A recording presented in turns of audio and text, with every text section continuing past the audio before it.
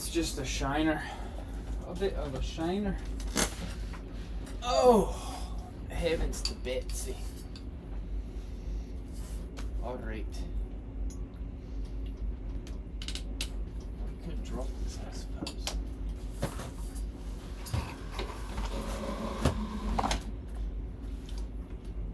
I don't know if I'll make it better or not. What are you trying to feed? There's a glare, if you will. Alright. Where are we at here? Chapter 4. Do we remember chapter 3, and do you want to pull up the streamy stream to make sure that it's golden? It should be. I hit the stream button. It means it should be streaming. I really do need to get somebody. What? So we really do need to get somebody to start paying attention.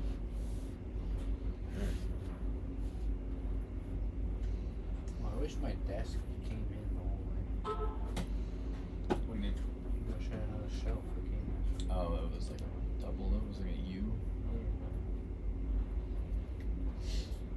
Yeah, it could be. It could be like Tony Stark. It was like Swivel. swivel to the side of the screen. Be like, oh. Yeah, and then maybe if you had the IQ of something more than a squirrel. You think it's funny, huh? I think it's hysterical. You think you're fucking funny? Yeah. You're not. I think I'm adorable. No, you're not, though. You're just mean. I think I'm adorable. You're just fucking mean. You're just an asshole. This already has 12 views. I know, I'm a genius. Okay, I'm gonna rip this. Oh, so it is working. Yeah, but nobody sent us any massages yet. I wouldn't message me either. Fair enough. Alright. Do you remember chapter 3 at all?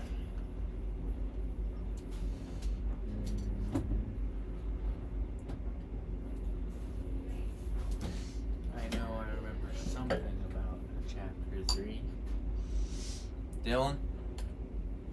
Oh wait, is this the episode where Barrick splatters somebody on a tree? Yes. I remember. It's the only thing he's gotten for this entire story. This was was it this chapter or the last chapter? They came upon the fucking the dudes that were dead with their brains sucked out. That was and this shit. chapter. That was That was chapter that, 3. yeah. They ran into these fucking beast things. Right, The they need had box. a little encounter. Yes. Yes, they ran in the need box. They're on their way to Meditas. Ran in the need box trying to find the soldiers. And the need box forced them into bandit territory. To which they then had their encounter with bandits, where Vincent decided that he was going to take off the head of some small child. For he is an asshole. Just kidding, it was purely accidental, and he's a bit mentally scarred from it, as one would be. You don't just decapitate a young boy and walk away unscathed. I mean, unless you've done it before. Unless you've done it before, in which case, just another Tuesday. Which means clearly he hasn't. He's never done it It before. has an effect on him. It's like in Mad Max Thunderdome. When they're in the Thunderdome and he beats the shit out of the guy and he's about to smash his head with the hammer, but then he sees that he's the guy from the Goonies and then he doesn't kill him. Thanks. Yeah. Exactly that. You want some beer for your cereal? Yeah, Furios. Furios! Yeah, so they're just on the way to Meditas. Pretty much we leave off. The guy fires an arrow. Cheers. Kumpai. Skol. Sante. So,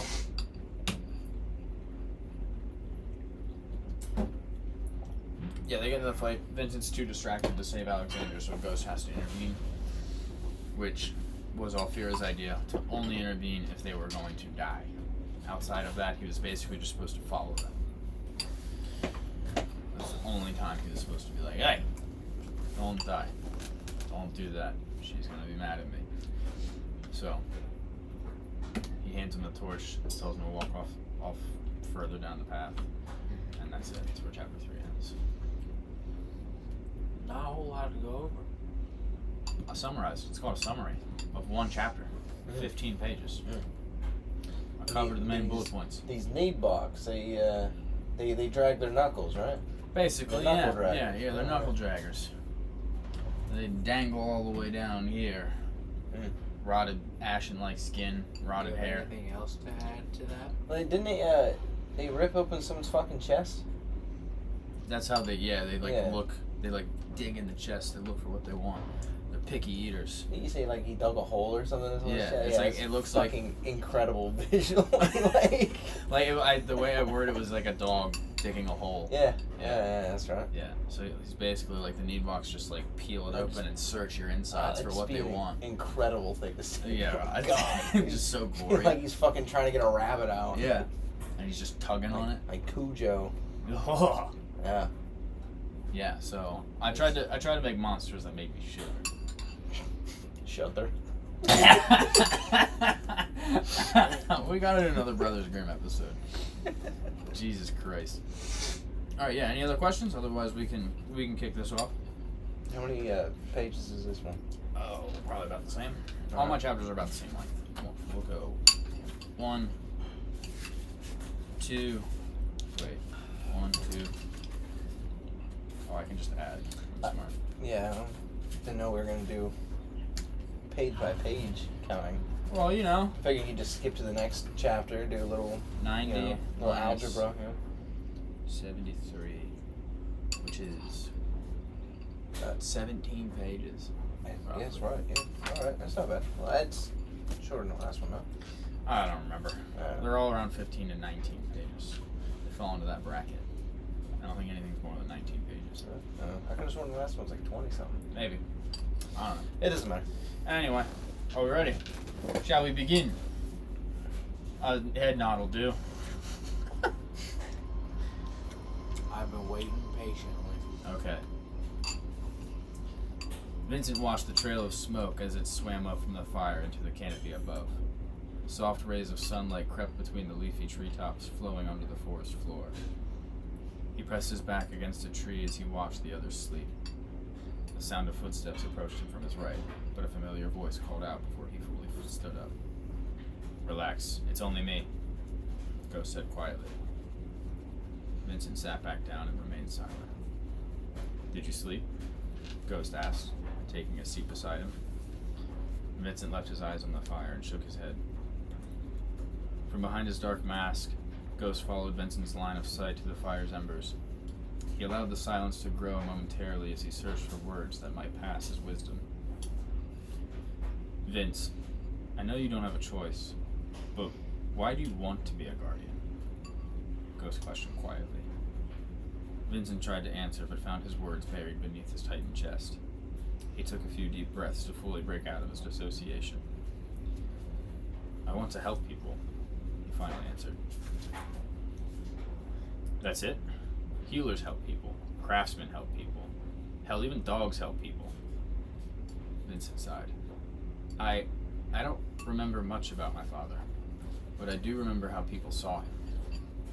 I remember villagers coming to him when something was wrong, knowing he could do something about it. People in Silva would always tell me what a good and capable man he was, and that I was lucky to be his son. I want to be strong like he was, so I can help people the same way he did. No matter what the issue is, I want to be able to fix it, to protect people, and make them feel like they can rely on me for anything. You want to be the kind of man Victor was? Vincent nodded. "Easier said than done," Ghost said plainly. "I know that." "No, I don't think you do." Vincent tried to defend himself.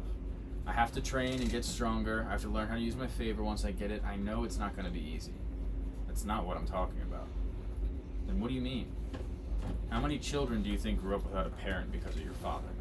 How many husbands, mothers, sons, and daughters were led to the stars at the end of Victor's blade? You think those people would see him as a good man? As a protector rather than an executioner?" "But he was only doing what he had to," Vincent exclaimed, growing frustrated. "Which is exactly what you did when you removed that boy's head. Does it make it any easier? Vincent looked away from Ghost and fell silent. I think you've made your point, Alexandra said, sitting up painfully. Look, Ghost began, rising to his feet. All I'm trying to say is protecting people. Fighting battles and slaying horrors are all deeds glorified through stories and songs. But there's nothing poetic about them. You hurt people. You lose friends. You change. If you want to become someone like Victor, then you're going to have to give up a part of yourself. Curious. Vincent turned back around to face him. Which part? From behind his dark mask, Ghost stared into the fire's embers. The only part that matters, he answered. Vera suddenly rolled over with a loud groan. Ugh! You know, maybe if you didn't dress in all black, you wouldn't have to be so dark all the time. Ghost grunted, giving her no further acknowledgement. Grab your things. We can reach Meditas by midday if we start moving. Without waiting for a response, Ghost started making his way down the trail. Just a beaming ball of sunshine, that guy, Vera said sarcastically. Vincent scoffed. Yeah, no kidding. He's right, though, Alexandra said, solemnly looking at the ground. Vincent looked at her, surprised. About what? If we were more prepared, then maybe you wouldn't have had to... She trailed off, not wanting to say what they already knew she was talking about. But we can't fix that now. And if we let all our mistakes hold us back, then we'll never get any better. You're starting to sound a little too much like Mom, Vera said, before hopping to her feet. She crossed her arms and altered her voice to give her best impression of Fira. Every rising sun is accompanied by an opportunity for improvement. Alexandra smiled softly at Vera's antics before returning to Vincent. Vince, I know it was your blade, but still, we'll carry this burden together, just like everything else. Okay? Vincent held Alexandra's gaze as the thoughts raged throughout his mind. She was right. It was his blade that ended that boy's life, nobody else's.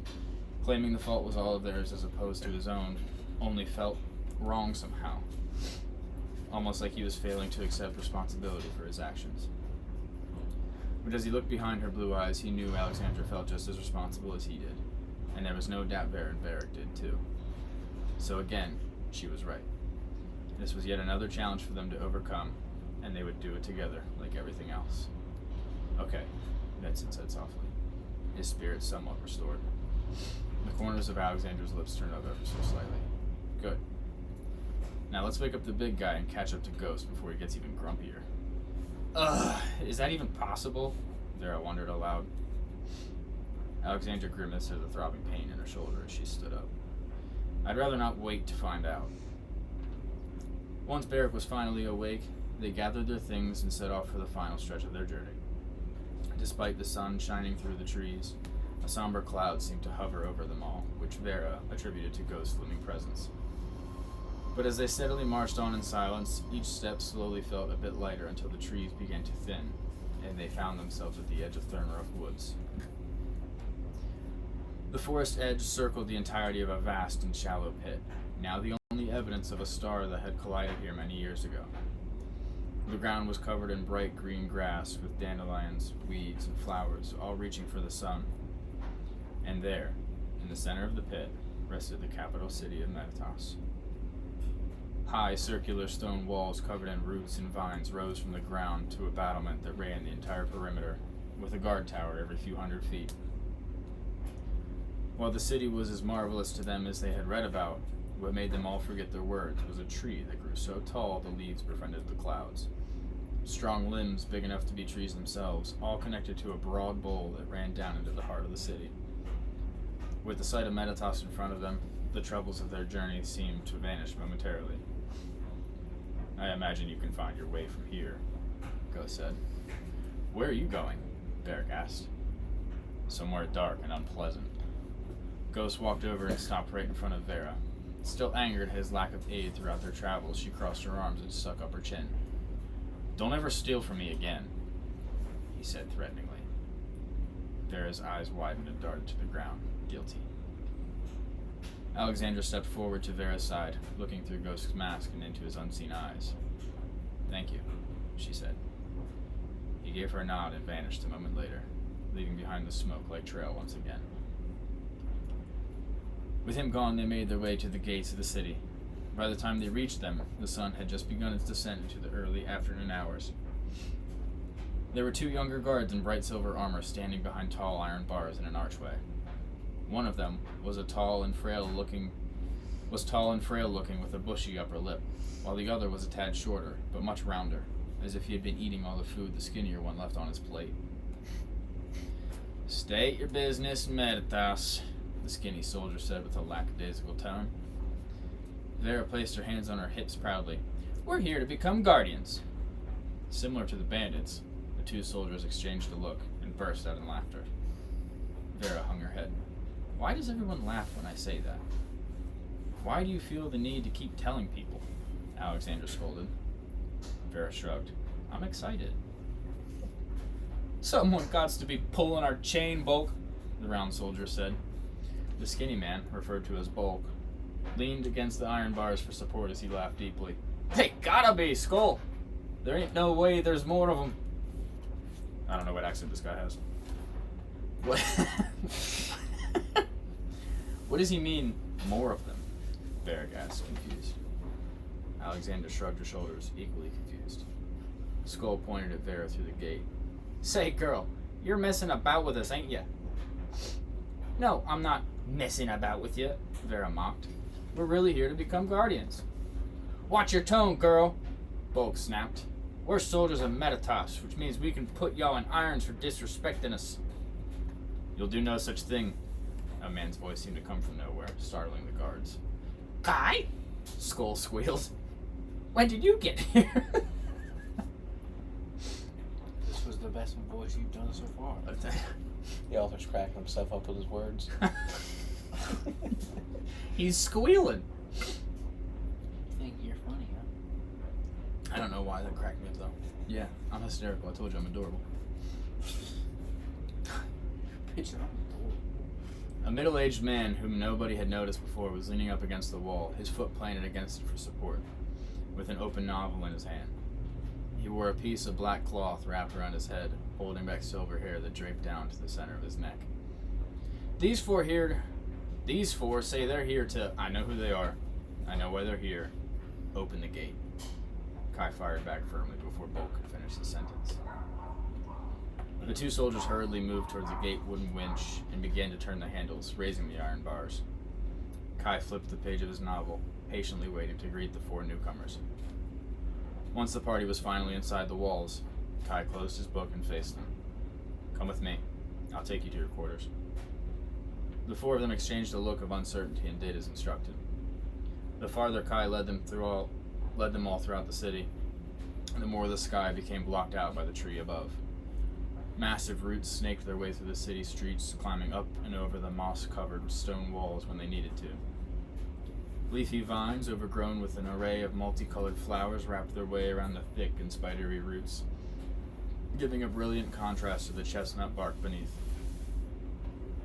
Weeds and flowers alike forced their way through wherever there was a small crack or gap in the stones, whether it was the walls or the ground beneath the feet. They all followed him in silent awe, dodging the people scattered about the streets until they came to a pair of arched wooden doors with 2 torches needlessly burning in the daylight on either side. Straight ahead they could see the southern gate entrance, identical to the eastern one they had entered. To its left was a fenced-in training yard where a group of soldiers with halberds were following commands shouted by their superiors. Kai threw open the doors and gestured for them to walk in first. Beyond the doors was a large gathering hall with a long red rug in the middle of the room that led to a crackling fireplace. On both sides of the room were stairs leading up to a second level with a high guardrail of dark rock. Soldiers out of their armor, dressed in regular tunics and trousers, lingered on wooden chairs and sofas cushioned with feathered pillows all around the room. Some mingled with one another, while others were quietly reading to themselves. Lanterns lit on the walls and support pillars became the primary light source once the doors were closed behind them. "Vincent, let Barrett take your things up to your room. I need you to come with me," Kai said. "Where are we going?" he asked, handing Barrick his pack. "To see the king." "Where are our rooms?" Barrick asked. "Yours are up the stairs to the left and down the hall, first door on the right." Vera and Alexandra, you boys are up the stairs to the right, the second door on your left. Surprised, Alexandra turned to Kai. How do you know all of our names? We haven't introduced ourselves yet. Kai reached into a pocket and handed her an envelope. In the center of the flap was a blue wax seal in the shape of a raindrop that no longer performed its duty. She looked back up at him. Fira sent you a letter? He nodded. Told me all about the four of you. I'm Kai. It's nice to finally meet you. Alexandra handed him back the envelope. She's told us a little about you as well. It's nice to meet you too. Your ceremony isn't for another few days, so I suggest you all take the time to recover from your little skirmish last night. Make sure you clean your wounds well. Alexandra narrowed her eyes at him. That letter wouldn't have mentioned anything about the bandits, so how do you know about them? Kai looked at her with calm blue eyes and relaxed his posture. Skeptical and not quick to trust. That you sure are. Feeling slightly attacked, Alexandra grew rigid. Relax. It's a good thing. It means you can't be easily manipulated. I know about the bandits because... He leaned in closer and softened his voice. Sometimes, when I find myself alone in the shadows, I hear the whispers of a ghost, he said with a wink. Which is also how I know what happened to the captain and his team, which is unfortunately going to complicate things a bit, I'm afraid. He turned back to the wooden doors and swung them open, allowing a sliver of sunlight to sneak into the room. Let's go, Vince. Guess I'll see you guys later then, Vincent said to the others before he stepped outside. Once the doors were closed and they were gone, the rest of them found their way to their rooms. Vera and Alexandra stepped into their chambers and were delightfully greeted by rays of evening sun spilling onto the wooden floor through a window in the center of the dark stone wall across from them. 3 neatly made beds were spread out across the room, each with a large storage chest at the foot. In the center of the room was a long mirror with a golden frame that stretched 3/4 of the way to the ceiling from the floorboards. Vera dropped her pack at the edge of one of the beds and let herself fall down face first into the pillow. Well, this is what I'm talking about. Her words were slow and muffled as she spoke into the bed. Alexandra placed her things on the floor and sat down on the empty bed next to Vera's. She took a deep breath and let her head fall into her palms. Between the gaps of her fingers, she could see a stick of chalk and piece of parchment on the bed across from her. The longer she remained still with her head in her hands, the harder it was to fight her exhaustion. She leaned back on the bed and groaned from the pain in her shoulder. Her head sank into the soft and fluffy pillow, and before long, she was pulled away into a deep sleep.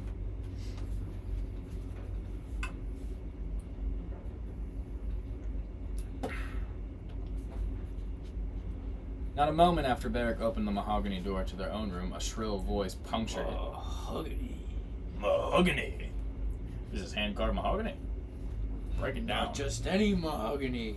It comes from the planet Malchior 7. Oh my god. With a tree on. I don't remember the rest. Incomplete quote. Where the trees are 700 feet tall and breathe fire. Breathe fire. Yeah. Okay. Trees that breathe fire. What is this? Dante Alighieri's Divine Comedy? Sounds like a forest of fire.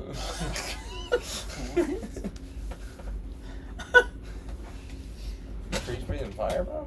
What? They're gonna burn themselves down. Fire-breathing trees. Yeah, are they immune? Are they impervious to fire damage? That's like fire-breathing ice. Of course they would be. Well, I don't know. Maybe there's just like the self, like they can't. Are they like dragons? Are they like dragon trees? I need to be able to pull it up. I can just like pull it up. You on know top what? of that. Maybe you're thinking of a very tall and skinny volcano. You could be. It looks like a That's tree. true. And it shoots lava, which is better than fire. I don't know. What volcanoes are you looking at? I said maybe you No, got listen, one mixed listen. up. The tree has a mouth at the base of the trunk and it breathes fire. From the base. Why? Because What planet is this? I told you, Malchior 7. Oh, that's right. I don't understand. Does it grow on top of a fucking wood stove or something? It's like? just a stupid planet from Dragon Ball. Oh, okay. I don't think it's a real planet. It's a real planet actually. No, I it's don't. it's in the Sounds like- Andromeda. It sounds to me like Goku and the boys were Andromeda. breaking, Yeah. busting some Dragon Balls. That's all. Yes, yeah. Busting each other's Dragon Balls. Oh, this tree, it breathes fire. And nobody thought to say, it's going to burn all the rest of the trees down. The trees have plot armor. No, they have fire armor. Okay. Oh, okay, yeah, which is plot armor. That's a euphemism right there. There's that no is. plot in the fact that the trees can breathe fire. They just can. Okay? This was not supposed to be a 5-minute tangent. Well, it was. Look at you, though. So nobody understands the significance of mahogany. Nope. Sorry. Anytime I hear mahogany, I go to Emperor's New Groove. Really? Yep. What happens with mahogany in Emperor's New Groove? It's the scene when they're both trapped, like towards the end of the movie, where Pacha's family traps them in the closet, and they take the doorknob out. She can't open the door. And she's like, fine. On the count of 3, we're gonna break this down. And she goes, Kronk, break it down. And he goes, break it down. This is hand-carved mahogany.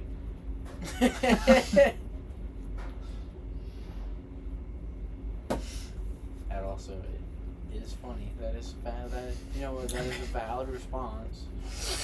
Break it down.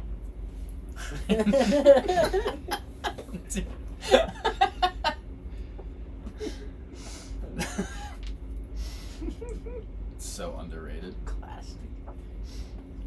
Not a moment after Beric opened the mahogany door to their own room, a shrill voice punctured his ears. By the stars! Shouted an overeager boy with freckles and messy red hair as he leaped from his bed and hurried to Beric's side. Oh, my lucky stars. Oh, my lucky stars. How did you get so tall? Beric sighed. Tired and weak from the night before, he had no energy to deal with introductions, but the kindness in his heart allowed him to power through. I'm Beric. Looks like my brother and I are going to be your roommates, he said with an outstretched hand. The boy shook it firmly. My name is really long and hard to say. Only my mom calls me by that name, so just call me Torin. The boy... What's his name? Torin. What's his other name? What, you want me to spoil it? How the fuck is this a spoiler? Is it short for, this is a really nice book until I tore it in half.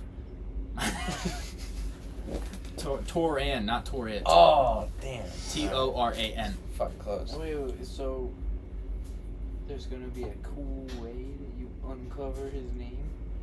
Maybe. Maybe not. Read your book. That's like you having a question about the plot and just being like, well, how does it end? Yeah, because you didn't... How's that the same? It's about his name. You have a question. Well, evidently, It might be. Right, and you know that question that we just asked about the plot? Well, I'm assuming this has something to do with that, so we can't have the answer. Maybe he's the heir to the throne. Oh, heir to the throne. Gas. The redheaded stepchild. Maybe. Maybe. Well, is he stepchild? Nah. Hey, redheaded child. Nah, he's legitimate. Right. The boy's smile was wide and profound. His words leapt from his mouth with such speed that it was almost like they would be in danger if they lingered in his mind any longer. Beric looked around the room and saw 2 empty beds neatly made. I take it those are ours? Yeah. Make yourself comfortable. Is your brother just as big as you? You guys might need another bed just so you can fit. Torin laughed at himself. Beric tossed Vincent's thing onto the bed in the middle of the room and sat down on the one farthest from Torin's. No, my brother is not as big as I am. Oh, so you're the taller one, but not by much, I imagine. He's about your height, maybe a bit taller. No, wait, that can't be. How could you be brothers? Beric lay down on his back and closed his eyes. We have different parents. Torin's face grew a look of confusion. I don't think you quite understand what brothers are. That's okay. I have 2. They're younger. One has blue eyes, the other has green. We're not sure where he got those because my dad... Torin rambled on and on, answering his own questions whenever he asked them. To Beric, his voice quickly became a nuisance, preventing him from sleep. He was only able to drift in and out of a slight slumber. Yeah, I hate this kid too. He's done a very good job with his voice. Thanks. I would like you to improve. Be like, ew, no, I don't. Kai led Vincent through the city until they came. I have a question. Oh, sorry, I did not see your hand raised, I'm sorry. darling. Well, I only just raised it now because I thought of it. What is your question? So since you made this boy annoying, right? What? Is he gonna get his head lopped off? Torin? Yeah. Why would he get his head lopped off? Shits and giggles. Shits and everyone. Nobody in this book that dies without getting their head cut off. Everyone who dies is decapitated. Really? No. Oh. Why would I tell you that? No. That'd be pretty gnarly, actually. I don't know if it was like the Highlander. Every single person just gets fucking decapitated. I didn't know if it was like the Highlander, bro. Oh. Where He just decapitates everybody? well, that's how you kill the other immortal people. I forget what the fuck they call it. Hmm. You have to kill all the other people that are immortal. You got to chop their heads off, It's and just then you feel the thing. The spirit leave them. I don't know. I don't know anything about Highlander. I forget what the fuck it is. It doesn't matter. It's good. It's alright. I recommend it. I mean, anything that's it's Norse, right? It's like Viking. Is it not? Or am I thinking of something else? Scottish. It's supposed to be a Scottish thing. That's Scottish Highlands. The Highlander. It's also Nordic. Yeah, Nordic. Oh, is it also? No. Well, fucking. Well, it shows how much I know. Okay. So, what were you saying? You said because he's annoying, he's gonna get his head cut off. Mm-hmm. Oh, interesting. In my Maybe, book. you know. In my book. In your book. And then you know, because homeboy that done cut the head off the child earlier, and he's feeling like, oh fuck. Well, he can be like, oh, I'll cut the fucking. He'll get over it then, you know. Is this Aiden's character? That's funny. We could make Aiden read Torin, but no, I was thinking of making Aiden read all the little kids, like Rucker, because he's got that little baby voice. Should be torn. We can make him Torin. We'll have him read it. We'll have him do him a test read. Not tell him who the character is, really. Yeah, we're gonna give you a character that gets their head cut off. Allegedly. Well, it's gets just their so head they cut help off. him get over the last one. That's all. Yeah. Kai led Vincent through the city until they came before a set of stone stairs that rose high to a pair of large wooden doors blocked by 3 guards. One stood in the middle, with the other 2 on either side. All of them were dressed in silver armor with the Meditas crest engraved on the breastplate. They each bore a long halberd, with a green ribbon tied just beneath the blade. Kai stopped at the base of the steps and spoke over his shoulder. He will try to provoke you. Do not let him. He will also likely blame you for what happened to the captain, so be prepared for that. I'll help you where I can, but mostly, I'm afraid you're on your own past these doors. I can't let on that I know any more than what you would have told me yourself. Just remember, when surrounded by high walls and gold chalices, words become powerful weapons. Your silence is a tool that can act as the strongest of shields and the sharpest of swords simultaneously. Speak as little as possible, but when you do, take great care in what you say. One wrong word, and you'll be beyond the little aid I can offer. Understood? Vincent nodded nervously. Kai's words sent a sudden rush of anxiety through his bones. Previously, he had given no thought to meeting the king outside of his appearance. Now, as they both started up the stairs, he was slightly frightened, as if he had done something wrong and was about to receive his punishment. The guards barely acknowledged them as they passed through the creaking doors into a vast, empty banquet hall of chairs and tables. Sunlight filtered through the stained glass, casting colorful hues across the stone floor. A lavender rug stretched from the entrance to a small staircase, where King Sentis sat upon a throne, modest except for its unnecessarily tall back, cushioned in matching lavender. Beside him stood a lone guard, motionless as a statue, clad in black and scaly armor with a greatsword on his back and a sharp, unwavering gaze. News of Gala's return, have you, Kai? King Sentis asked as they reached the middle of the room. Not yet, your majesty. However, I do expect their return soon. Well then, what about Captain Sans and his team? Have they brought the traitor's son back yet? I'm eager to meet him. Being referred to as the traitor's son made Vincent's blood bubble with anger. Kai stepped to the side and gestured openly to Vincent. This is him, your majesty. The king leaned forward, interested. Is that so? Come closer, boy. Let us see if the same traitorous blood flows through you. His voice was slow and soft, with remnants of strength from days long past. Kai urged Vincent forward with a nod of the head and stepped to the side. As Vincent drew closer to King Sentis, his years became more apparent. The thick fur on his face matched his head's particular shade of snow.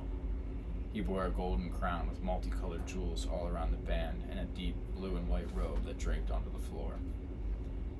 Vincent stopped just at the bottom of the steps. King Sentis looked Vincent up and down. Would you not kneel before a king? Vincent gently fell to one knee and bowed his head. The king eyed Vincent and began to wonder. Kai, can you explain why you were the one to bring me the boy, and not Captain Sans? I'm afraid Captain Sans and his team never returned, Your Majesty, Kai said, taking a bow to show his respects. I see. So, tell me, what misfortune has befallen my dear captain? I will leave the fate of Captain Sans' team to young Vincent to divulge. Vincent watched nervously as Kai stepped to the side, effectively signaling that he was now on his own with the king. Well then, boy, don't keep me waiting. Tell me what happened, the king demanded. Vincent tried to clear the lump from his throat. We were supposed to meet them in Kalen, Your Majesty. However, when we arrived, we found the captain and his team dead. They were killed by Needbox. Needbox? How can you be sure? The king questioned. I saw them firsthand, Your Majesty. Oh, and how closely did you see these horrors? We killed 2 of them, Your Majesty, but Western Kalen is overrun with them, and there were plenty more. We? The king asked curiously. Vincent knew it was best not to refer to the others as his siblings in front of the king, for then they might be subject to the same scrutiny as himself. 3 others from Silva who traveled with me to become guardians as well, Your Majesty. You good? We'll be right back. Wrong pipe. Yeah. You just get that throat today? That sounded incredibly dirty. You may continue. Are you sure? No, he needs a minute.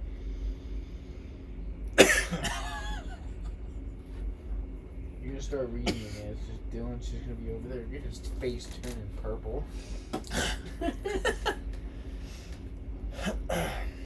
Take a deep breath and I'll believe you.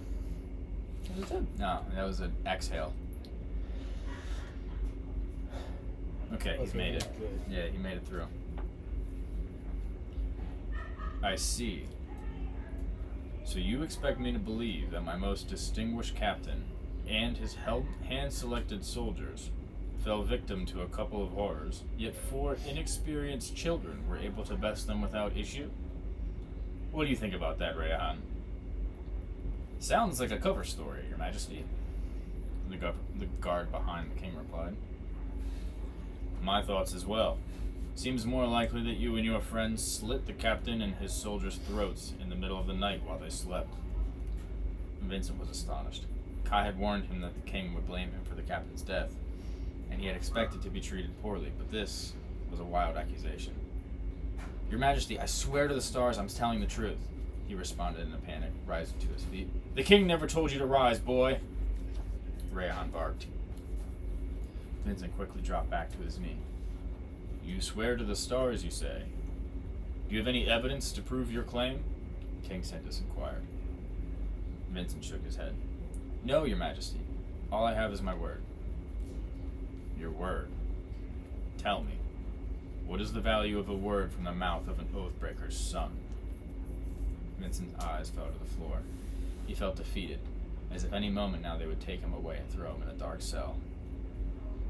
Not one sunset behind my city walls, and already am I suspicious of you.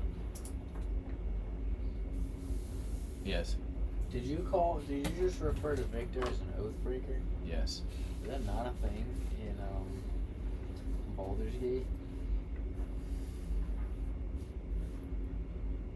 Is it? I'm pretty sure that's the thing in Baldur's Gate where if you're a paladin, you're like sworn to not kill anybody, and then if you kill somebody, you become an Oathbreaker. Oh, is that what it is? And then you lose certain paladin abilities. I mean, it's not a reference if that's what you're going for.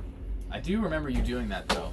You killed someone as a paladin in our playthrough. Yeah, and you get like a demon shows up or something. Yeah, once you go back to camp.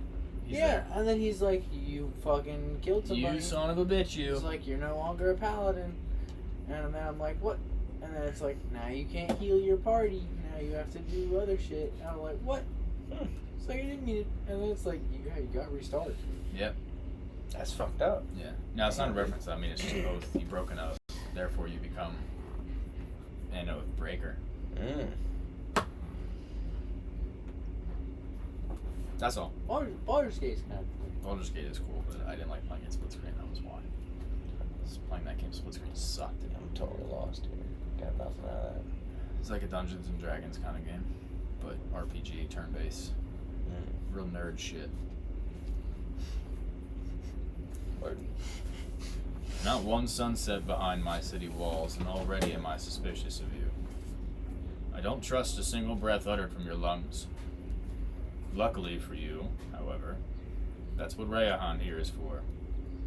You see, he has the eyes of a hawk and the nose of a bloodhound. He can smell deceit, see through lies. Why don't you give him an inspection, Rayahan? See if what he says is true. With pleasure, Your Majesty, Rayahan answered. Rayahan's dark armor clinked with every footfall as he approached Vincent, his sword barely missing each step as he walked down them. His neatly groomed black hair was slicked behind his ears, not a strand out of place. Rayahan walked up to Vincent, invading his personal space, and scanned over him intensely with light brown eyes. Leaning against one of the rigid support columns, Kai listened intently, but only occasionally glanced up from his book. Stand up, boy, Rayahan commanded as he looked at him up and down. Vincent could feel the man's warm breath against his face. His voice was powerful, making the kings feel like little more than a whisper. Rayahan circled Vincent slowly, thoroughly examining him as if he were a horse for auction. Have you ever killed a man? He asked. Vincent's thoughts strayed to the night before, and the unfortunate boy at the end of his blade. He clenched his jaw and swallowed the feelings that came with the image of the child's face. I asked you a question, Rayahan said aggressively. Yes, I have killed a man, Vincent answered with eyes forward. Did you like it? Rayahan whispered with a grin. Vincent scrunched his face in disgust at Rayahan's question. No, of course not. I only did what I had to do. Rayahan scoffed. Pity, he said, taking a step back. Well, Your Majesty, he doesn't have the eyes of a killer. Definitely not the eyes of someone to kill the captain in cold blood. I can't say if his story is without lies, but at the very least, I don't believe the captain's death was his doing. Vincent felt his shoulders relax as he sighed a breath of relief. Well, that is good to hear, King Sentis said as he leaned back on his throne. Rayahan continued looking at Vincent with an arrogant smirk and ever so slightly narrowed eyes. His expression alone was enough to give rise to Vincent's impatience. You know, boy, Sentis continued, your father and I were once good friends. Good friends we were. Perhaps you and I can undo the damage to your family name I so graciously gave him. Although that will take some time indeed.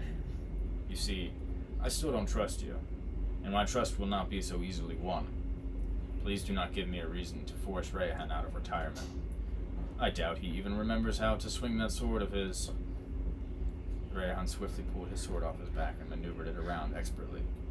The blade stretched much longer than a typical sword and whooshed through the air with every one of its swings. Despite its monstrous length, it still seemed to retain its balance, or the wielder had simply become used to its disproportionate weight distribution. I still remember, Rayahan said, lowering his blade.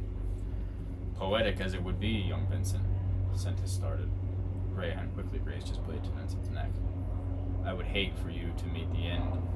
To meet your end at the same blade as Victor, Sentis finished. Vincent stared down the blade into Rayhan's devilish eyes. This was the man who robbed him of a father? The smug look on the man's face gave birth to a rage unlike any he had ever felt before. He never thought he would stand face to face with his father's murderer. Rayhan's entire expression dripped with arrogance. He knew precisely why Vincent was eyeing him so ferociously. He bore the title of Victor's executioner without a shredder of regret. If anything, he seemed proud of it. In fact, Vincent was certain he was. Vincent's jaw clenched, hands tightening into fists that he remained smart enough to hide behind his back. His breaths began to mimic his quickened heart rate.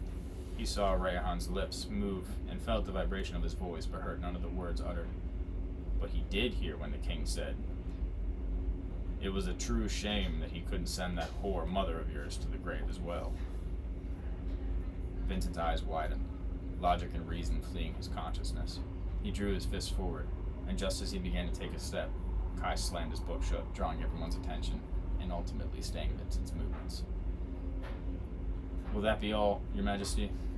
I need the boy well rested for the ceremony in a few days, if he is to be of any use to me."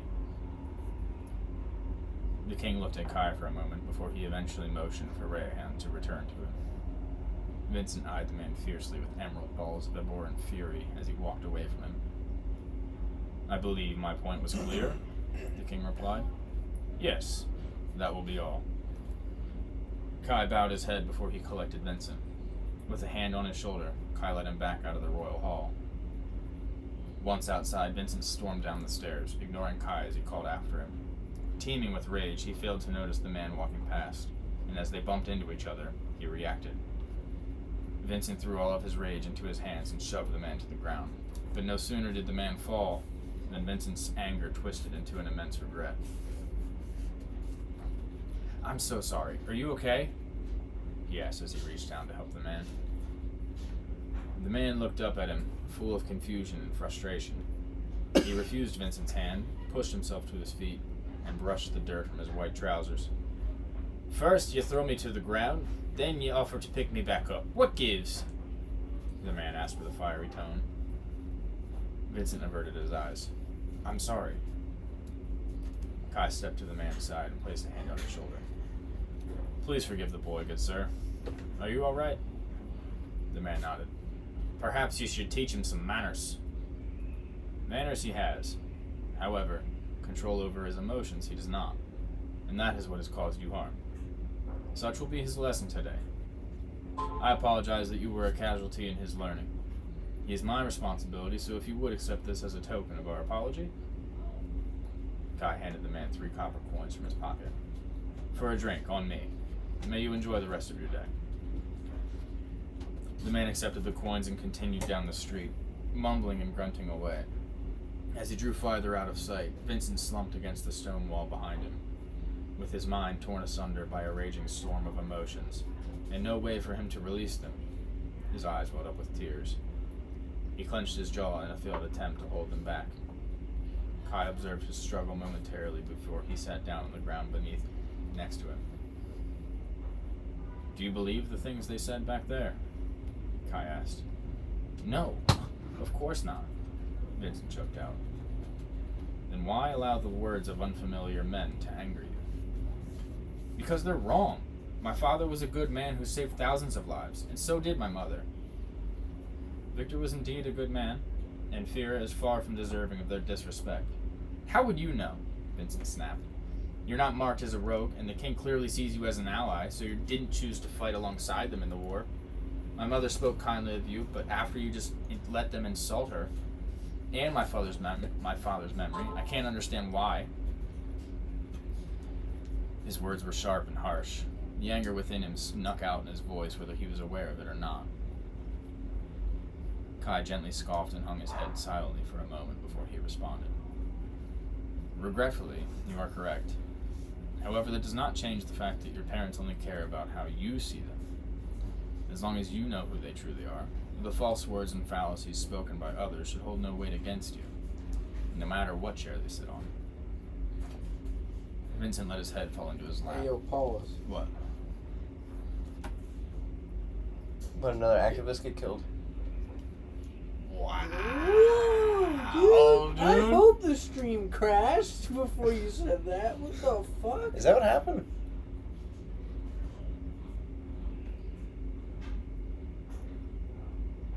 Well, maybe my internet's fucking up. It might be fine. It's probably your internet. It says still streaming. Hit the Safari symbol, would you? Safari? Yeah, bottom left. Quick information. It has the option to end it, Don't which do that. I hit the little refresh thing in the top right of that. Would ya? yeah, see a fucking Mac. Recording in progress. A No, live it's fine. was eating shit. It says recording in progress. I think it's fine. Good? I think so. Alright, we'll have no access to the stream. Oh, that's fucking weird. Whatever. I'll just go back to the OBA. Yeah, there you go. Oh, there we Good. go. Solid. My apologies for my comments. R.I.P. though. Look, I opened our Rip. stream and an ad played. R.I.P. to the man. I opened our stream and an ad played. Yeah, it plays all the time when I rewatch the videos. It's annoying. Oh, we keep doing that, we can get money. But you think maybe I'm the one that actually generated the 16 cents? You Got Look, ourselves a dime, a nickel, and a penny in that. Nice. I generated another penny for you. It's not penny by ad. That's not how it works. I know. Fuck off, Tyler! Yeah, it's more like Who you the know, fuck told you had to ruin my fun? like in Helldivers when you do some shit and it's like Free .00001. Yeah, that's our ad revenue. Yeah. Better than zero. You're better than zero contributions, yeah. Now we have to set up the buy me a coffee. Oh yeah. Contribute to the writing fund. Kai gently scoffed and hung his head silently for a moment before he responded. Regretfully, you are correct. However, that does not change the fact that your parents only care about how you see them. As long as you know who they truly are, the false words and fallacies spoken by others should hold no weight against you, no matter what chair they sit on. And Vincent let his head fall into his lap and allowed a small silence to fill the air for a few moments before he spoke again. I don't know what happened. I was so angry. I could barely see. I didn't even know the man was there until I was already shoving him to the ground. I didn't mean to hurt him. I know. But take what will become a forgotten memory to that man in but a few weeks and learn a crucial lesson. Much like your words, your emotions can also be used against you as dangerous weapons. So what am I supposed to do? Never feel anything again? Kai's eyes wandered to the white clouds above. Yes, that's exactly what you're supposed to do. If only that were a possible solution. You will never escape feeling your most fervid emotions, nor should you try. Pain, happiness, love, and anger will flow through you as easily as the wind brushes against your skin. Any one of them can be a beautiful wonder to behold, or an ocean to drown in. Experiencing them is part of life, something everyone must do. Something that makes us human. But act on any one of them, free of analysis. You'll often find much more harm than good. In some cases, it may even get you killed. How would an emotion get me killed? All feelings of the soul have the capacity to cloud your judgment and lead to rash actions. When you let your emotions take control, logic and reason quickly fade.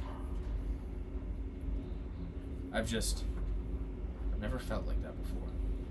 All I wanted to do was hit Rayhan as hard as I could over and over again until that stupid smile on his face was gone.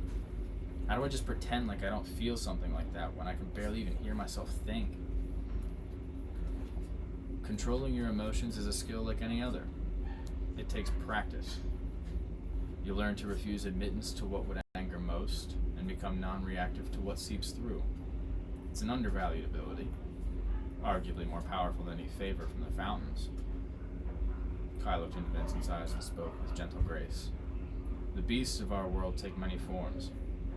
Some lurk in shadows with twisted faces and a thirst for blood.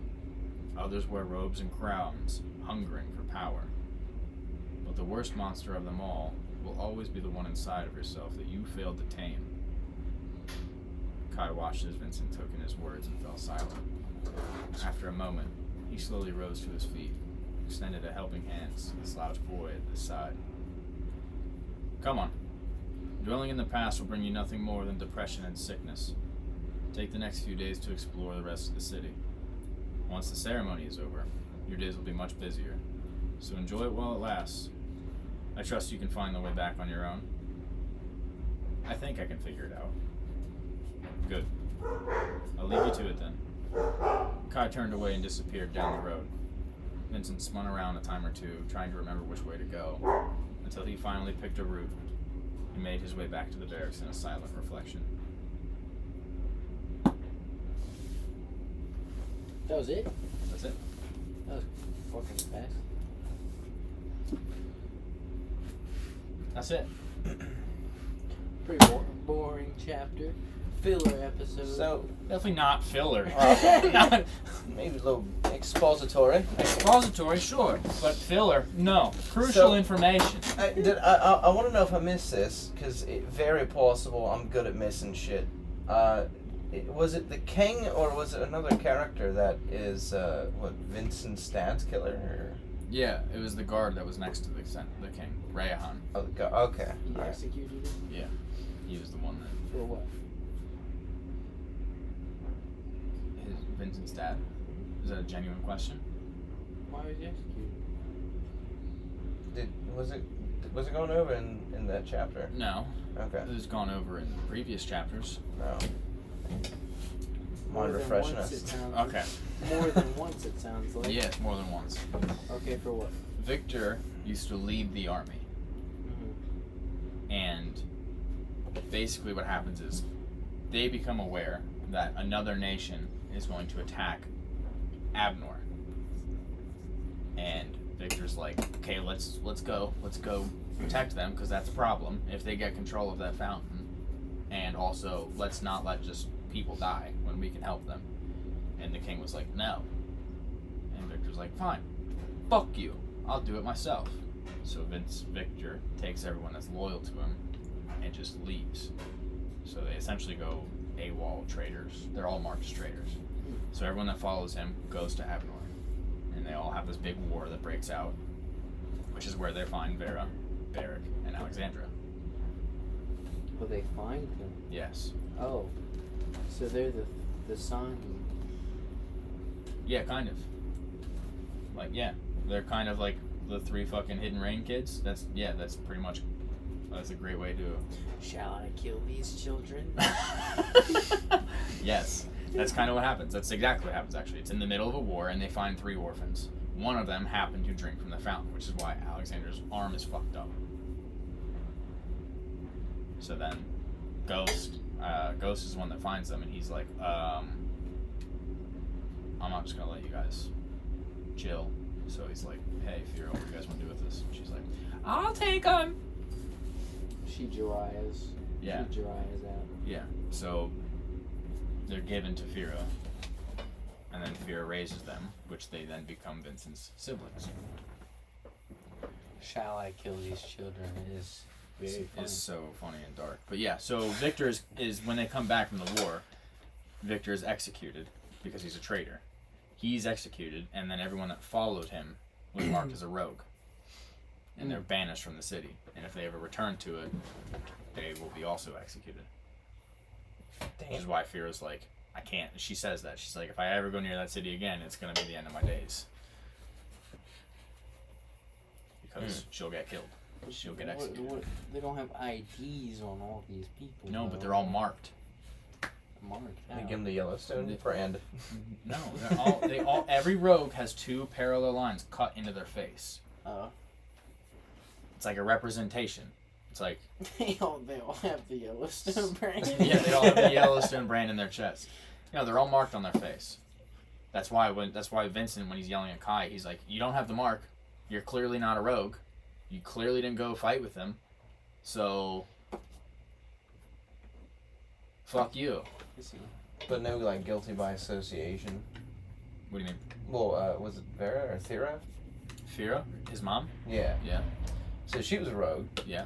And then they're like, her little minions, right? Yeah. So there's no like rogue by association because they're associated with her, a known rogue. Kind of. There would have been. That's why Vincent doesn't say that they're siblings. That's why this. Yeah, that's why he's like, because he said we. He realizes he let the we slip when he was talking about fighting the need box, and the king's like we, and Vincent's like, probably better not call them my siblings right now. Otherwise, they're gonna be looked at and treated like Victor's kids. Right. So he's like, they're just 3 other people from the village that came with me to also be guardians. So the king just dismisses it and it's just like, okay, fine. Just under the rug? Yeah, just like... Alright. I would imagine this probably comes back up later. Yes. Don't have to say. Yeah, maybe. Allegedly. Well, I don't put anything in the book for no reason. Only if the glove fits. Nothing is done for no reason. That's good. Are you just going to mention murders this whole episode? I could. Yes. But yeah, so then that's when he sees him and he's like, oh, you're the fucker that took my dad's head off? Also gets decapitated. Which is mentioned in the prologue. Kind of. It's alluded to. I say the sword that seemingly fell for a lifetime gave birth to a pain that she would carry forever. Which you're just supposed to picture a sword falling, and if a sword is falling, well, there's only one outcome. Not necessarily. I mean, somebody could have been holding it, and then they got stabbed themselves and they dropped it. But the sword gave birth to the pain. I mean, now if it was a guillotine blade, I mean, yeah, But that doesn't just slip out of your hand. The sword is what gave birth to the pain. So. All right. Anyway, yes, that is why Victor was executed. Are there any other prologue questions that I should? Probably. We'll probably hit them later. Okay. So is this just like a waypoint on their journy, or is this? No, like... this is where they're at. This is the city. This is Meditas. This is where they're going to become guardians. That's why he references the ceremony. Okay. Did I miss any references this chapter? Yes, you did. Oh, really? Yeah, you did. Oh, fuck. Shit. There's a reference that I'm keen to. Can you just tell I don't us, know. Where was it? It was right when it was right when they were talking to the first 2 guards when they were getting to the city. Oh, it's the skinny. guard. The tall, skinny, and the little plump. It's Fanboy and Chum Chum. No. Oh. Their names it's are Timon and Pumbaa. No. Their names are Bulk and their names are Skull. Bulk and Skull. Yeah. Well, Bulk was a tall one. Yep. Yeah. Bulk and what the fuck?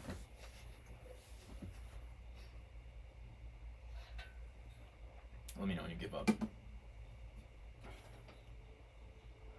I don't think you're keen to this one. See, when you started talking about them, I pictured that scene in Ruby where they show up to Atlas and it's the 2 dudes.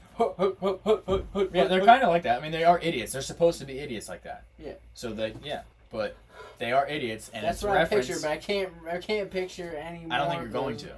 I can't picture any. It's something I grew up watching as a kid.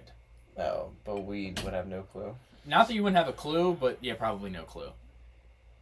Alright, I give It's up. not like You give up? like Chowder and They're two idiots from the Mighty Morphin Power Rangers. They're on the bad Bulk and Skull. That sounds so familiar, dude. That sounds so familiar. They're the 2. Like I can show. I'll show you after like this. 2 dudes who like want to help the Power Rangers. Yeah, but they're like kind of dumb. They're retarded. Yeah. Yeah. Yeah. I would have never got that. Yeah, That's no, very but I'll funny. show you the intro to the one movie after this is over. But yeah, it's just like all I did was take them and flip their names. So like I'm pretty sure Skull is the however I have them, it's backwards. So But, Skull would be the tall, skinny one. yeah, and Bulk then would Bulk be is a little Bulk is the fudgy one. Yeah, I just flipped their names. But yeah, that's just like a Mighty Morphin Power Rangers. Team Rocket. Yeah, it's Team Rocket. Alright, well. Yeah, that's the only reference you missed though. So you're 1 for 2. That's I not don't bad. blame myself for that one. That's not bad. No, I don't think you should. I so far both of your references are things that I am not familiar with. Anyway, I also so. didn't miss it because I noticed it and was like, this is very familiar. Because as you were describing them and their attitudes and everything, I was like, this is familiar. I was like, there's something here. I'm not exactly sure where his head was at for this one, but... That's where it was. Mighty Morphin Power Rangers. Very fitting for the story. Yeah, right? You're gonna morph into Guardians. There's a lot of fat guy, skinny guy combos.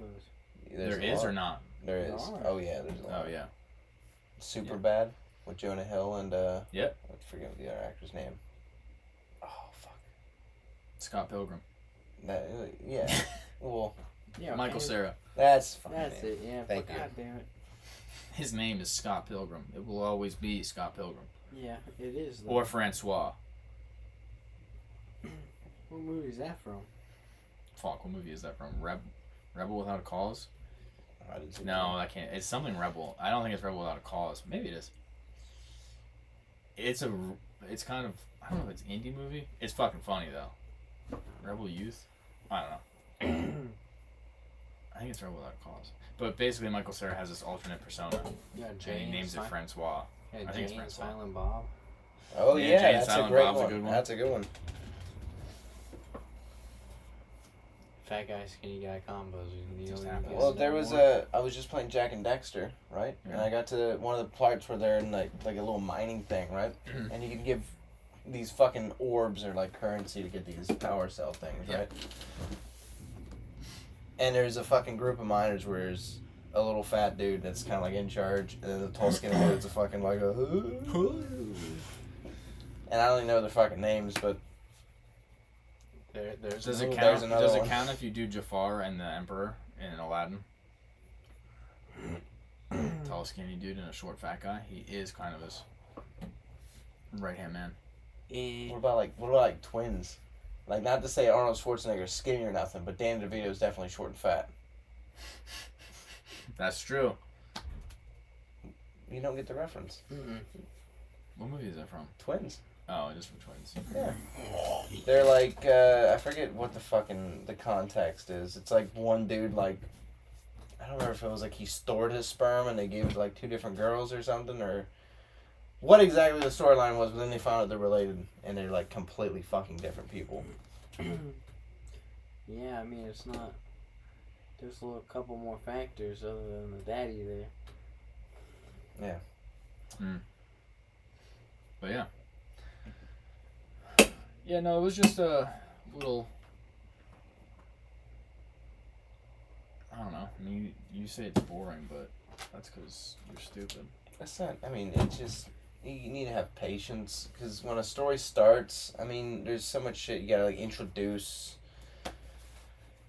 You just watched somebody get splattered against a tree, my guy. Yeah, no more bones were broken this fucking. What, you want me to? It's just a book full of broken bones and blood.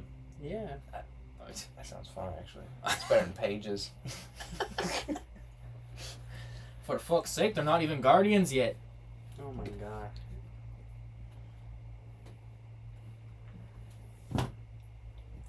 You should make your next book darker. Oh, yeah. Everybody gets their head chopped off. Everybody It's the dies. Highlander. Everybody dies. Oh, the Quickening, that's what it's called. Gruesomely. In the Highlander, when you kill another fucking immortal dude, you get this thing called the Quickening. And it's like this weird, like, fucking burst of, like, electricity and shit. That's what it's called. Nice. The quickening, huh? It's called the Quickening. It sounds. You getting affected by the speed force? No. It's just what they call it. I don't know why. It's kind of like the Shining. Like, why do they call it The Shining? It's just 'cause. No reason. This is what it's called. Deal with it. Right? There's probably a reason. The Shining? Yeah. Have you read the book? I have. Well, I've read, I think I read like the first half of the book. I don't think I read So the whole then thing. you didn't read the book. So you I read didn't read the book. That's like me saying. I read half the book. I got like halfway through and I fucking stopped reading. Alright? I read half the book. But at that point, halfway through the book, they do explain that they call, oh, you shine. And it's like this weird, like, telepathic fucking thing. So there is a reason for The Shining. Well, I meant why they call it The Shining. Yeah. So there's a reason for it. Exactly. When you say They're you talking shine, about shining people. it doesn't really like shine like a bright. It's like it's like a telepathy thing. It's Yeah, but that's probably how it means it's did I referenced. say telepathy? Yeah. Is that what it's like? I can talk to you through my brain. Yeah. And you can understand me through your brain. Yeah. And we be great, like in the movie. Yeah. When the kid's like fucking sitting in bed seizuring, and then you cut to the old black dude with the poster of the girl with titties and shit, and he just starts like doing one of these, and then he shows up with the fucking thing. That was the kid was doing all them shining telepathy things to him. Never seen it. So they The call movie? Yep. What? You're fucking joking. Does this look like a face that jokes? Is it really that important? No, not really. Okay, well. But it's a good movie. It's a good fucking movie. Is it? Yes. Is that the Blood Wall? That's the Here's Johnny movie. Isn't there It's elevator doors that open up. And then blood and comes it out fills the hole with blood. Yeah. Yeah. So I know a little bit about it. I think it's Red rum. I think it's that movie. I might be wrong on this. I think it's that one though. But I think it's in the beginning. There's a soundtrack that you don't even really hear, but it's a frequency that's played, and the frequency makes you nauseous. I know it's I'm almost positive it's a Stephen King movie. I think it's The Shining, where they play a certain frequency in the beginning of the movie, or during a scene. I'm gonna look this up as soon as this is over. But they do a frequency where it's like it's known to make you nauseous, so like it makes you uncomfortable in the scene. So it's like starting to the point of throwing up. Yeah, can you look it up? Is it like hold on, I will adopt my responsibility as guy. Like an actual human biological because frequencies affect you. All right. Kind of like a dog whistle. Yeah. I thought it was super creative. I don't think they used it in that one. I don't know. I don't know if it was that movie or not. That doesn't sound. There is something cool about that scene though. I mean, it wasn't. I think it was a one take shot where they did the. Which one? Where the elevator doors opened up and the blood comes out. Oh well, yeah. Could you imagine fucking resetting for that? It would take no. It would take all fucking day, dude. Yeah, you do one shot a day, you reset, and hopefully get the next one. You have to clean it the fuck up, fill it back up. Get the fuck out of here. Now you're a pain in the ass. I need to know what you're Googling right now. Edge of my seat.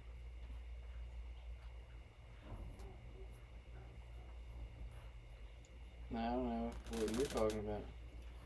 I'm gonna find it. I'm gonna figure it out. Movie frequency makes you nauseous. Gaspar knows. Film irreversible. Maybe. What can is it? induce feelings of anxiety and nausea in some people. What movie? This film famously incorporated a very low frequency sound at 27 hertz to intentionally create feelings of anxiety and nausea in the audience. What movies was it used in? Wait, what's it called? The movie's called Irreversible. Okay, what's the frequency called? 27 hertz. It's not cold anything. Oh, okay. Well, then do 27 hertz frequency movie. Opening.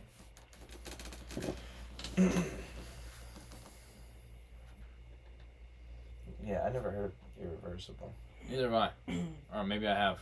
I mean, that could be about the anything. opening of the 2002 film Irreversible. That could be about literally anything.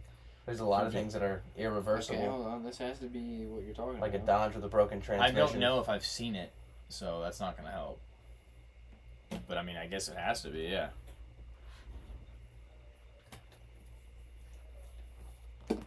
$27 hertz. Whoa! I'm only at 23. Whoa. Does it look like a fucked up movie? Yeah, it looks like a really fucked up movie. Yeah. Oh, well, I mean, if they're kicking you off in the opening by intentionally making you anxious and nauseous, I'd say it's probably a pretty fucked up movie. Hold on, I wanna know what this frequency sounds like. I don't know if you can hear it. That's what I'm saying. Opening credits. Irreversible. Click it. I'm about to just bomb it everywhere. It's like I've been allowed to be myself for the first time in Fuck a That's very clearly not it. It For the audience. did make me kind of nauseous. Just sounds like the opening of the Godzilla soundtrack. Is this a trailer? I have no idea. It says Irreversible 2002 by Gaspar Noé opening credits.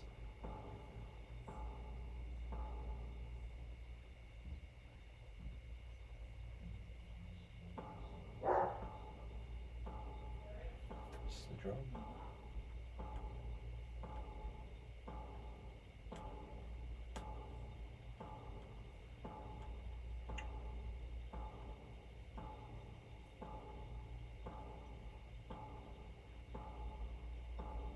It continues on for a while. I could see it if that's what it's actually doing. I guess. Is that it? I don't know. I don't know if this is it or Just not. a drum? Okay. Hold on, it's still building up. You know, it's still flashing names. So we'll just listen to it.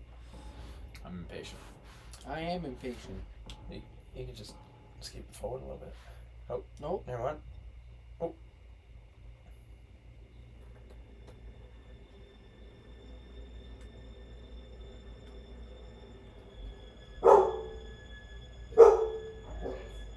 Dogs don't like it.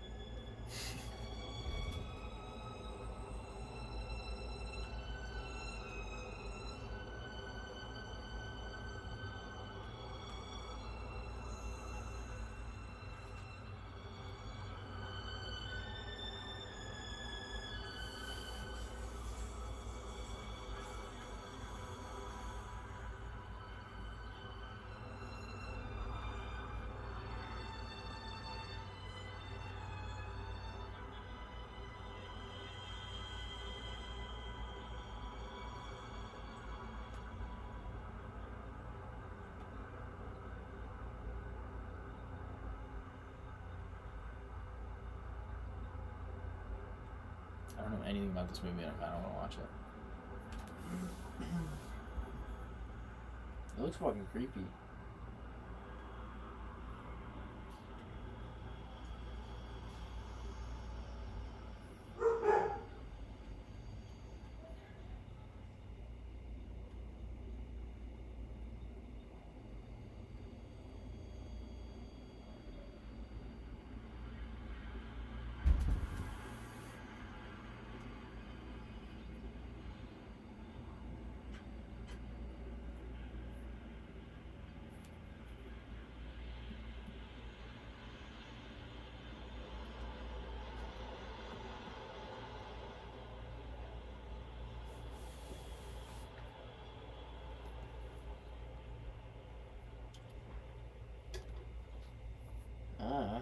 Was that it? I don't feel almost very over. nauseous. I don't feel very nauseous. I felt the anxiety a little bit, for I did sure. kind of feel I was like anxiety. anticipating jump scare. I don't really think that that's from 27 hertz though. Yeah, I mean, What yeah, part there's a of- lot what of part fact- of that was 27 hertz. I feel like it had to be the It's last the- part. No, it's the background. Well, it just sounded like fucking Yeah. wind. It's not the music. Yeah. It might sound like wind, but it's Oh, okay. still a frequency. It wasn't the high pitched like whining. No, I don't Well, that think would. so. I don't think that'd be a low frequency. That sounds like high frequency. As if I know what the fuck that would mean. But I feel like, I'm going to put my If no education towards this. you know what, I'm thinking like frequency, like pitch, you know. Yeah. That's how I'm judging this. Okay, they keep talking about a fire extinguisher scene, so I don't want to watch it alone. Why? You too scared? A little. Well, if I watch it and it's fucked up, I'm gonna make you guys watch it anyway. Oh, Well, that's a valid point. So you just want to So I experience it together for the first time? Okay, somebody gets rocked with a fire. Oh, their head's about to get splattered with this for sure. It's gonna get splattered, dude.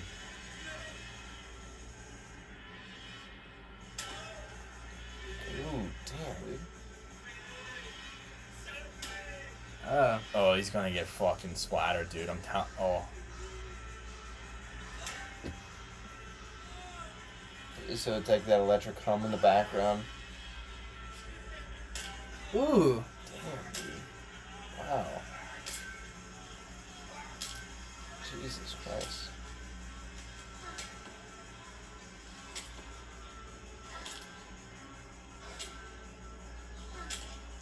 Oh, man. Okay. He's doing a number. He has smashed his fucking head in. God. Okay, that was graphic as hell. If that little in the background is what we're Jesus! supposed to be focused on. It's good. It's not done. I like it. Is it John Bernthal? This is a genuine question. Might be. I don't care. Why? Them also flipping the camera like that, Have to watch. 1,000% Yeah. was giving people motion sickness. It's fair. Yeah, they're fucking with you with the noises, definitely. Oh, yeah, fuck that, dude. We should watch that movie. Fuck No, yeah. I'm alright. Alright, we'll watch it while you're asleep. Yeah, so Yeah, you that have sounds great, great. so you have great dreams. You're gonna clamber on up there, and I'm gonna go, night, buddy. Hope you sleep well. And then Dylan, you're just gonna hear. Yeah. You're gonna be fucking up there like sweating your ass off. Donk. Like, all my dreams are red. Yeah, I don't know what that was about, but that looked fucking. That's honestly though, I don't think that's as bad as. Wait, before I continue. Have you seen Walking Dead? I know exactly what you're gonna bring up. Yeah. Have you seen Walking Dead? / do you care if I spoil it? That's the question. I don't give a fuck. Okay, well, I'm it's about to like spoil it. 15 plus years old at this Yeah, point. it's pretty old. But there's a scene. Do you know anything about it? I've seen a couple things. Do you know the Asian guy, Glenn? Sure. Well, and like season 8, is it? I thought it was 7. I don't know But what maybe. season. But in one Oh, of the hey, events, his little head. pig. They bash his head in. Oh my god. have dude. you seen that? No, is it rough? I don't think I ever want to see it again. Really? What is it? It's way worse. It's Yeah. you. If you couldn't bear that fire extinguisher thing, the Glenn thing's worse. Oh, for 100%. sure. Especially because 1,000%. you know Glenn. You Yeah, spent and you the last like him. 7 seasons They're like all he's they're cool all dude. down on their knees, right?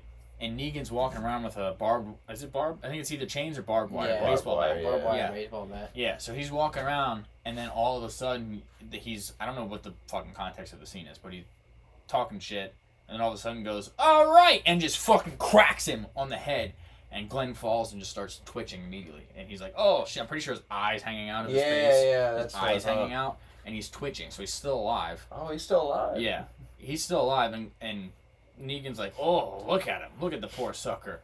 Bash! Still twitches. Bash! Bash! And just over and over again until it's fucking liquid. Oh, that's rough. And you watch it all. So I've seen this years ago, and it's nightmare fuel. Yeah. Oh, it's good, right? Yeah, It's pure. Makes me shudder.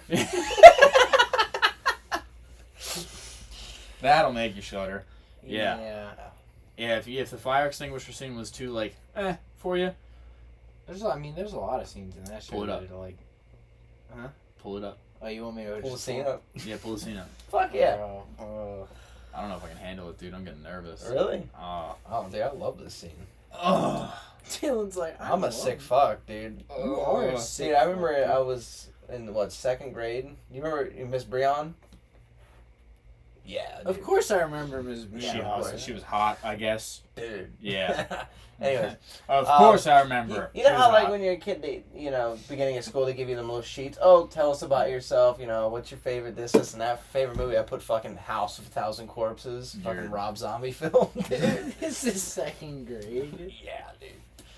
Dude, It's a I good would be fucking terrified if I was that Good that fucking teacher. movie. You're reading. You imagine reading all the not just the fact that you put it. You have to understand the other movies that she read before yours. Oh my god, dude. What was leading Like up to fucking it? Cars, What year was this? you know? Yeah. What year was this? You got probably have. It was like You're 20, in 2nd grade, 2010, bro. 2010. So you probably No, have. 2nd grade?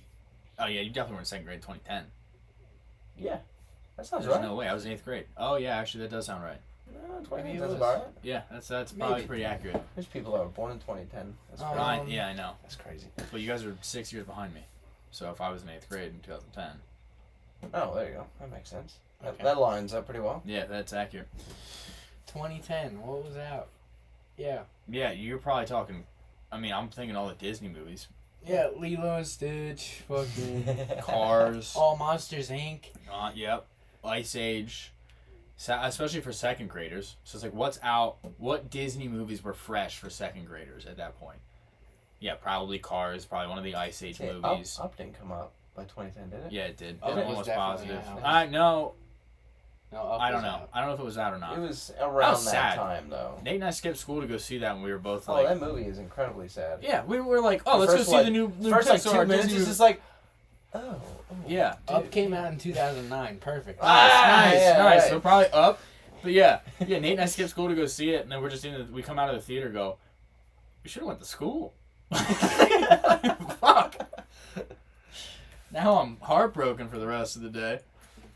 But yeah, so you have a bunch of Disney movies and then House of a Thousand Corpses. I'm surprised you didn't get child services called on you. Okay, Oh, anyway, fuck. Walking Dead. She was a substitute teacher for the okay. whole year. I or gotta make sure it's something, in 720p for you, too. Dude. I don't know where 1080 is for this video. You don't need it. Alright. Yeah, you don't want it. You don't need it. You just get pixelated chunks. You can breathe. You can blink. You can cry. I wish I knew the context. Hell, you're all gonna be doing that. Mm. Oh, look at that. Taking it like a champ.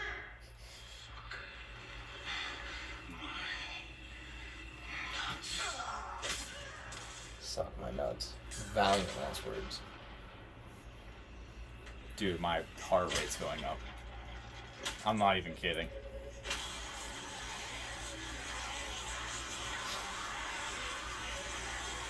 Did you hear that? He said, suck my nuts.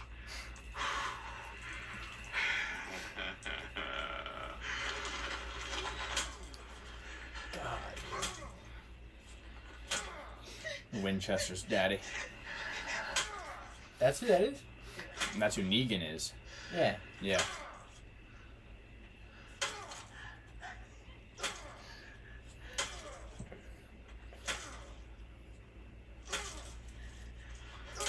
I think you're done, buddy.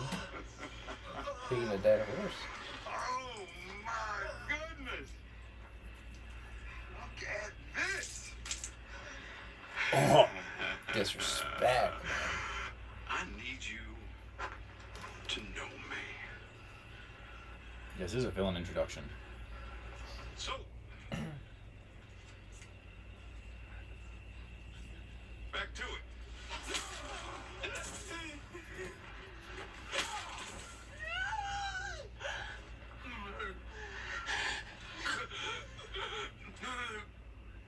Oh.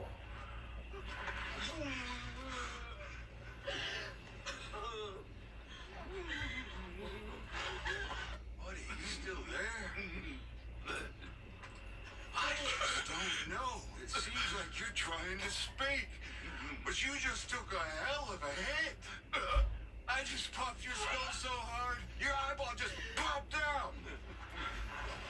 It hit as gross as shit.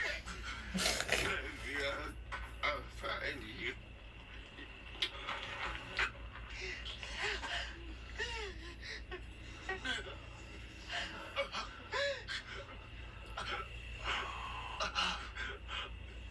Hell. I can see this is hard on you guys. I am sorry. I truly am. But I did say it. No exceptions.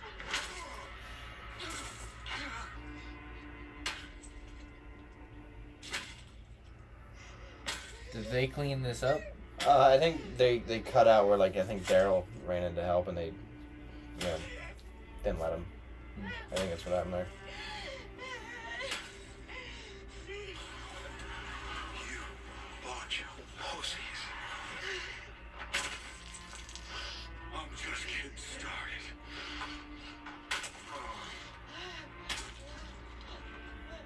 No, I think they cut something out, dude. I'm pretty sure. Oh, no, they didn't. Lucille is thirsty. Oh, it's look at the flesh hanging off the bat, dude. That's fucking gnarly as fuck. That was it? Damn. That fire extinguisher scene was a little worse. Really? You would think so? I disagree. Yeah. The flesh hanging off the bat alone. Dude, you see his eye just popping out of his head. No, Bro, bro, those, like those in between hits where you start to see his fucking face get deformed by the fucking fire extinguisher. How it's getting smashed in. Yeah, that's rough. Yeah, I guess, but That- I'm also just like, maybe it's because I also watched it a little bit, so I had some like attachment to Glenn. Yeah, to like have a character get removed from the show That way? the one that you like. Whoo! Glenn didn't deserve that. Like, what the fuck? I mean, it was a graphic novel before it was a TV show, I'm pretty sure. So. Very graphic. Yeah. Emphasis, capital graphic. All right, boys. Any more questions on this one? No graphic baseball bad deaths. I did have a question. It's about graphics. Oh, okay. Or something. I forget what the fuck you were describing in the book, but I almost expected like a picture to go along with it. The city? It might have been. It might have been the city. So it's a medieval city, but it has really tall circular walls. So the whole city is barricaded, but it's also sitting at the bottom of a pit, of like a shallow pit. Think meteor collision, right? Yeah, That happened the fountain crashed. Yeah. And they built a city around the fountain. Yeah. Wait. So it's in a fucking crater. Okay. Yeah, so this is the at a walls lot- are built up, but the second you enter the walls, the whole thing's a bowl. No. So picture, you walk out of a forest, right? So here's a circle.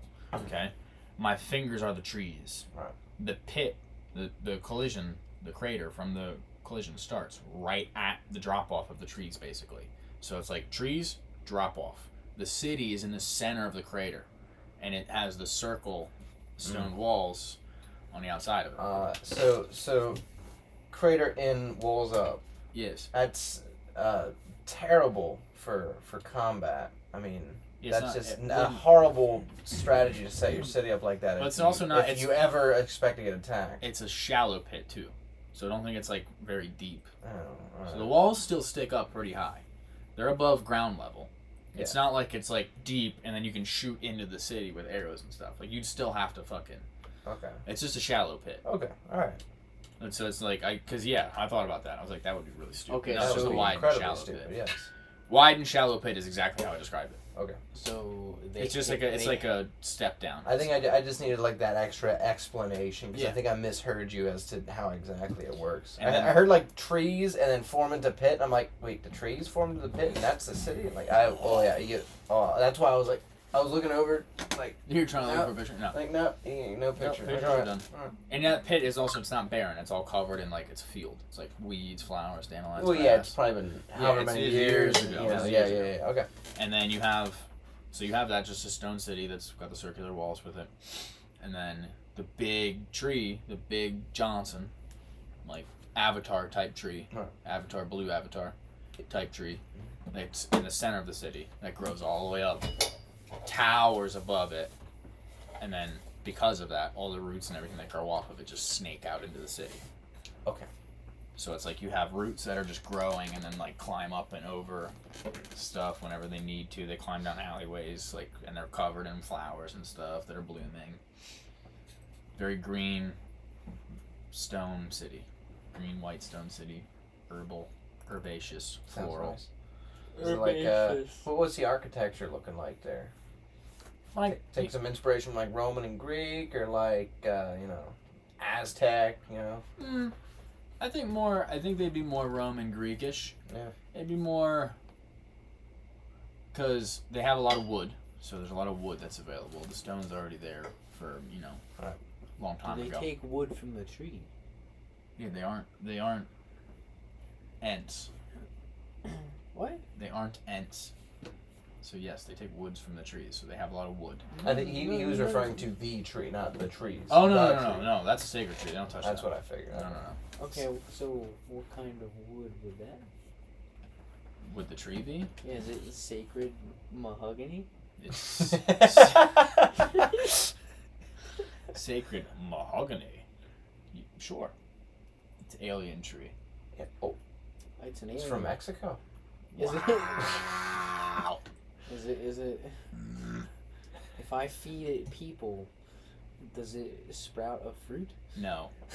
What the fuck? No. Feed the tree. It doesn't sprout fruits. The tree is just a tree.